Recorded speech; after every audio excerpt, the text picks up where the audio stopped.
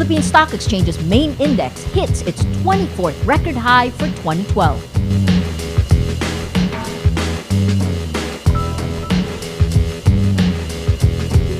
The Philippine National Police is investigating 60 suspected private armies.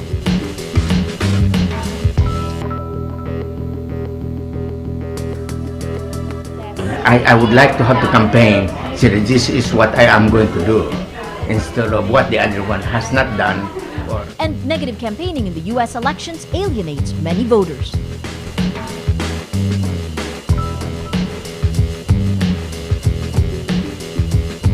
Hello, I'm Maria Ressa. Welcome to Rappler, your social news network. Days before the U.S. elections, Obama and Romney are stepping up campaign efforts in swing state Ohio. But a Philam voter says he has had enough of candidates' ads. Carmela Fonbuena reports. Filipino-American Leandro Tapay doesn't like President Barack Obama. He doesn't like Mitt Romney either. The reason why also I cannot vote for the Democrats is because of abortion and gay marriage. The Republican also, my problem is that I feel like they are for the rich. Tapay is one of Ohio's independent voters who could move the needle in a dead-heat presidential elections. Hello, Ohio! A crucial swing state, Ohio is getting more action than other states. Both candidates visited Ohio countless times. Their political ads are all over television. Their volunteers are aggressively calling the independent voters. But all these are not working for Tapay. He's had it with all the negative campaigning, he says. I would like to have to campaign, so this is what I am going to do, instead of what the other one has not done, or trying to destroy other people. I just could not stand people destroying each other. He voted for the Green Party, even if he can't recall the name of its presidential candidate. 3 days ago, already done. So I'm done. This frustration is shared by many in Ohio. Glenda Crawford is a supporter of President Obama, but even she can't stand what the campaign has turned into. I'm tired of it, and when it comes on, I either turn the TV off or leave the room. So I'll be glad when it's over. But Glenda fears the madness won't be over by November 6. In a presidential race so tight, election scenarios abound, including a repeat of the Gore-Bush 2000 election scenario. Delay of election results will only widen the gap in the already polarized electorate. Carmela Fonbuena, Rappler, Columbus, Ohio. House Speaker Feliciano Belmonte calls on critics of the reproductive health bill to stop filibustering and bring the bill to a vote. Belmonte makes the appeal as Congress resumes sessions today. He says new amendments to House Bill 4244 makes it more acceptable. These amendments dropped provisions on an ideal family size and the section on, quote, family planning supplies as essential medicines. Despite the changes, some critics are not happy and plan to question the manner lawmakers introduced these amendments. Proponents also expressed disappointment, calling the present version a, quote, watered-down bill. Deputy Majority Leader Janet Garin, one of the co-authors of the bill, hopes the measure will be approved on second reading before Congress goes on recess on December 22. For the full list of amendments, visit our website at www.rappler.com. Senator Franklin Drilon says he will work to pass both the sin tax bill and the 2013 budget before the end of the year. Drilon is responding to skeptics who doubt he can pass both in time. Senator Drilon is the chairperson of the Senate Finance Committee, which is in charge of the budget, and the acting head of the Senate Ways and Means Committee, overseeing the sin tax bill.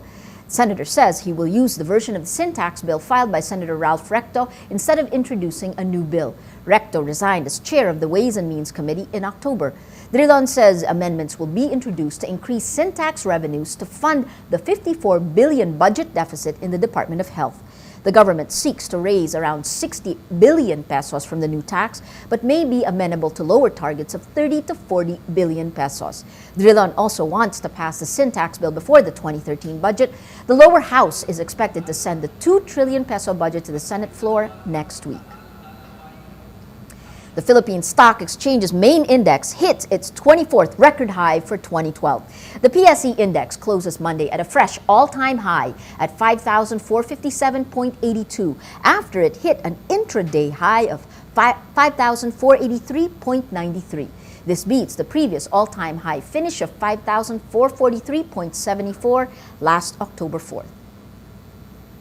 The Philippine National Police says it is investigating about 60 suspected private armies that could use violence to influence the 2013 elections. PNP spokesman Chief Superintendent Generoso Serbo says police intelligence identified the suspected groups in different parts of the country. He adds police will validate the information before going after the groups. Armed followers of politicians are a major problem during elections. In 2009, followers of the Ampatuan clan in Maguindanao killed 58 people to prevent a rival from running against one of its clan members. Saudi authorities arrest a Filipino driver for the truck explosion that killed 22 people and wounded over 100 others last week in Riyadh. The Philippines Department of Foreign Affairs says the driver, identified as Robin Kebeng, survived the blast and is being questioned by the police. Saudi police say they suspect the Filipino is responsible for the accident, but Philippine ambassador to Saudi Arabia Ezzedine Tadros says he is not aware of any charges filed. The case of a father who pulled a gun on a teenager highlights the growing problem of bullying in Philippine schools. Carlos Santamaria reports. Jamie Garcia is 18 years old and a victim of bullying in an exclusive private school. 2 months ago, he fought back and attacked his bullies. The father of one of the boys, Alan Bantiles, went to the school and pointed a gun at Jamie's head. Personally, what he did is not the behavior of a rational, sane, civilized person. The Garcia family filed criminal charges against Bantiles, who claims he is innocent but refuses to be interviewed. Jamie's parents want Bantiles to pay for what he did to their son, who is now suffering from anxiety and depression. My stomach, every time I just think of what was done to him and what is still being done by these malicious, cruel people in school, it turns my stomach. But they think that we want this. Take it, please. Take it. You can have it. You know, and like a mom, I wish I could take away his pain, but I can't. So all we can do is make him feel that yes, Jamie, we are here and we are here till the end. Experts say cases of bullying are piling up and are becoming a serious problem in schools. Psychologists say adults should learn how to detect the symptoms before the bullying occurs. Teachers need to be more vigilant and parents must not meddle. So let the kids learn how to fix their problems, how to keep each other's peace. Because most often, if adults, especially parents, get involved directly, okay, the bully would tend to retaliate again, and it would just start the vicious cycle of bullying. Bullying can lead to long-term effects such as low self-esteem for the victim. The bully, on the other hand, continues to abuse others as a form of self-affirmation. Jamie's case is but one of many that are reported daily in Philippine schools, where teachers don't want to get involved and parents tend to protect or even retaliate. Experts say education for both parents and teachers is key to ending bullying. Carlos Santamaria, Rappler, Manila. The hacking collective Anonymous says it hacked several websites in commemoration of Guy Fawkes Day, November 5.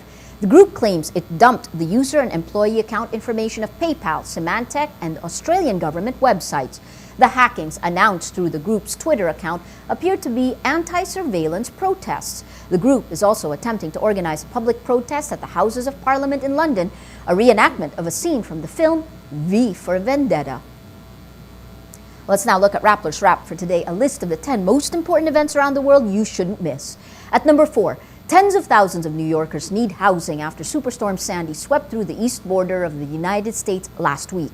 In a press conference Sunday, New York Governor Andrew Cuomo says, quote, "It is starting to get cold. People are in homes that are uninhabitable." According to Cuomo, Sandy left more than 100 dead in 15 U.S. states and Canada and left behind damage estimated at tens of billions of dollars. Over 700,000 in New York State are still without electricity, including 130,000 in the city.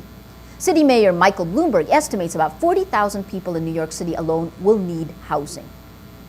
At number 7, documents indicate Apple paid less than 2% in corporate tax made on profits outside the United States. It paid a higher rate of 2.5% the previous year. Apple is the latest company identified to be paying low rates of overseas tax after Starbucks, Facebook, and Google. But a BBC report says this does not mean these companies' tax avoidance schemes are illegal. The British broadcaster says Apple's total profits for 2012 are up 24%. And at number 9, Bishop Tadros is the new pope of the largest Christian minority in the Middle East, Egypt's Coptic Christians. A blindfolded boy, one of 12 shortlisted children, picks the name of the 60-year-old bishop and doctor from a glass bowl during a ceremony at St. Mark's Cathedral in Cairo. Bishop Pachomius, acting leader of the Copts, took the ballot from the altar boy's hand and read Bishop Tadros. The British-educated Tadros succeeds Pope Shenouda III, who died in March. He will lead Egypt's Coptic Christians who fear the rise of Islamists under President Mohamed Morsi. For the full top 10, visit Rappler.com's The Wrap. A Philippine independent film about a grumpy gay man and his faithful dog wins rave reviews abroad. Critics say the film Waca dispels the belief that local independent films have to focus on the darker side of life to win. Waca is the Philippines submission for an Academy Award for Best Foreign Film. It tells a story of 17-year-old Rene, a villager who only recently realized he was homosexual. He looks forward to his death only to have his dog Waca teach him the value of life. The film premiered in Independent Film Festival Cinemalaya in July, winning the Audience's Choice Award and a Best Actor prize for lead actor Eddie Garcia. Time magazine chose Waca as one of the 10 films to watch in the New York Film Festival held in September and October. Prominent film critic Nathaniel Rogers calls it, quote, a true gem and an absolutely worthy Oscar submission. Every story on Rappler has its own mood meter, which gives you 8 emotions to choose from. Click on how you feel and your vote comes down to the Mood Navigator, which crowdsources the mood of the day. It also places the top 10 stories which have gotten the most votes on the mood meter and puts them on the front page so you can go to them. We take a look today, Tech Wrap, to Rappler's new program on tech, new Windows, iPhone 8, and old skeuomorphic iOS, 53% happy, 29% annoyed, 3% angry. Interesting, new poll shows Obama-Romney race tied, 25% afraid, 17% sad, 8% angry. That, along with the story that's gotten the most click on the mood meter over the last few days, the tragedy of Bahay Alberto, the house of Jose Rizal, 83% angry, 10% sad. This red vote going to the crowdsourced mood of the day. Today, most people are angry. Well, that's Rappler's Newscast for today, Monday, November 5, 2012. Visit Rappler.com and watch our newscast Monday to Friday. Tell us how you feel on our mood meter and help us crowdsource the mood of the day. I'm Maria Ressa. As we say at Rappler, tomorrow begins today.